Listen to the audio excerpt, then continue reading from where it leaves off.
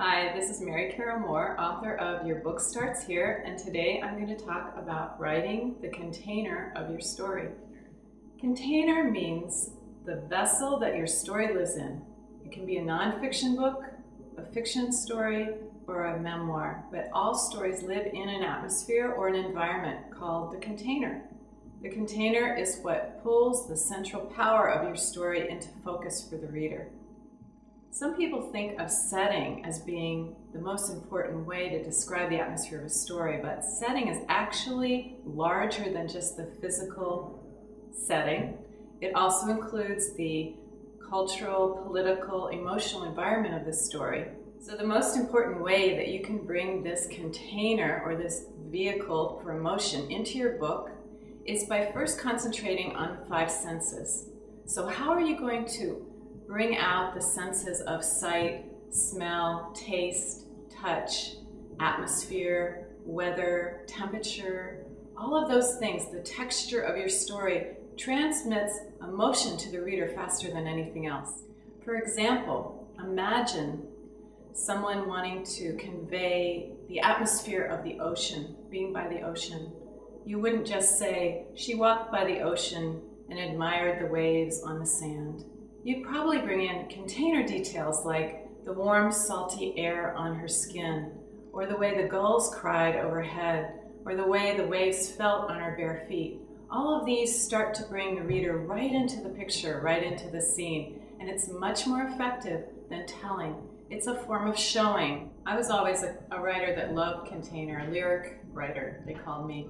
But in the beginning, I used to dump container right into the beginning of my story. Every scene would have enormous amounts of setting, 5 senses used, and it was total overload for the reader. The reader would get so involved in the atmosphere of the story that the story would basically stop moving forward.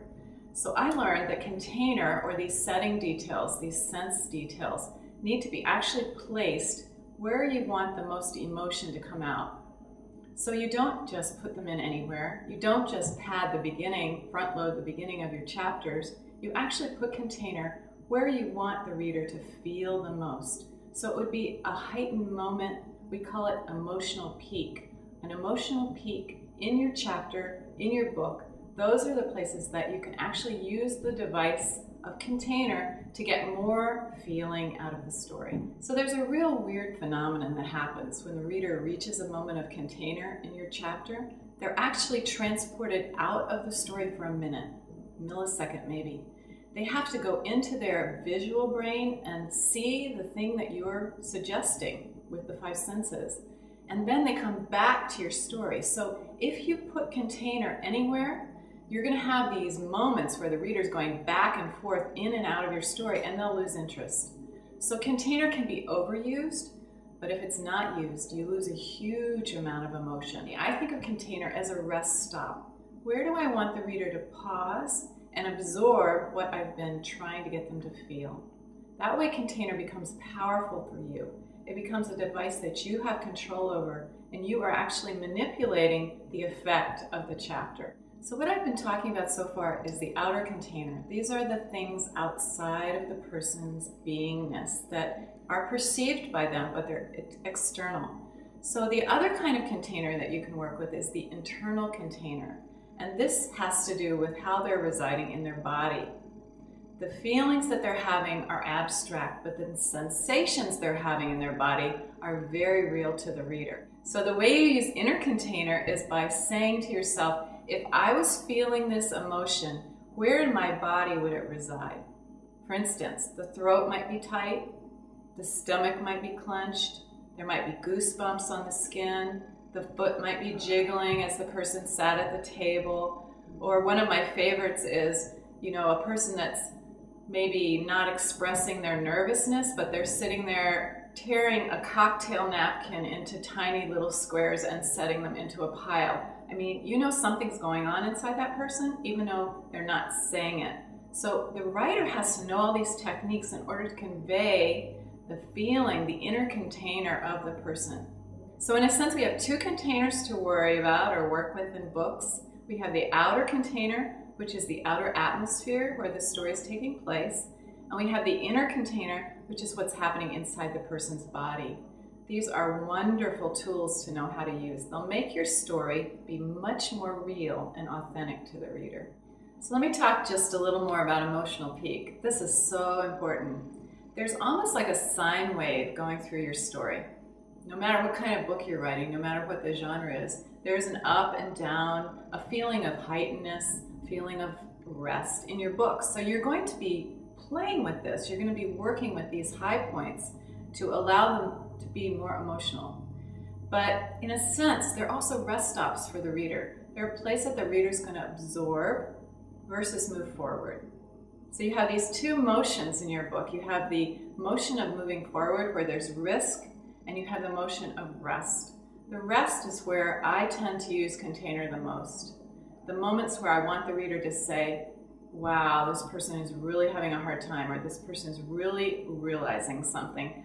Then I would put a bit of setting there, like she looked out the window and noticed how flat the ground was. It was the first time she had seen it that flat. Even that tiny little exit out of the person's action will allow this rest point, allow the reader to actually absorb the parallel between the external life and the internal life that's changing. So how can you strengthen the container in your story? Well, one really easy way, after you've tried using the 5 senses, is to take something away. Something that is kind of an invisible object for the character or for the narrator, something that they carry around with them all the time, or a feature in the landscape like a huge oak tree in the front yard. And these things, if they suddenly disappear, they become noticeable as effects for emotion.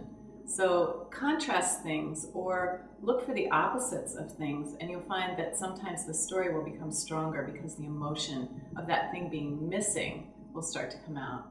What if you had a character who carried around a lucky object, something that was precious to them, a photograph in their wallet or a pocket watch? These are a little cliched examples, but if you play with this, you'll find that people have something that they identify with.